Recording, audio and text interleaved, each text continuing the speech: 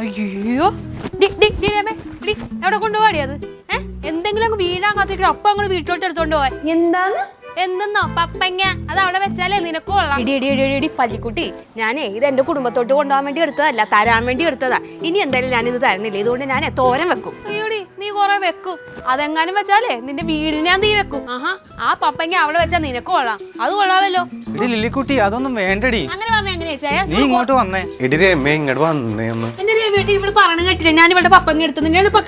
എടി ഞാനേ കഴിഞ്ഞ ആഴ്ച നമ്മുടെ ഇവിടുത്തെ തേങ്ങന്ന് 2 തേങ്ങ കുറവുണ്ടായി, ഞാൻ അത് ശ്രദ്ധിച്ചില്ലെന്ന് നീ വിചാരിക്കണ്ട. പിന്നെ നിന്റെ തേങ്ങ എടുത്തിട്ട് വേണമല്ലോ ഞങ്ങൾക്ക് ഇവിടെ കറി വെക്കാനായിട്ട്. ഞാനേ തേങ്ങ കാണാതെ വളർന്നൊന്നും അല്ല, ഞങ്ങൾ നല്ല കാശ് കൊടുത്ത് ഇവിടെ തേങ്ങ മേടിക്കണ്ട, അല്ലാണ്ട് നിന്റെ പറമ്പിലെ പെട്ട തേങ്ങയൊന്നും ഞങ്ങൾക്ക് വേണ്ട.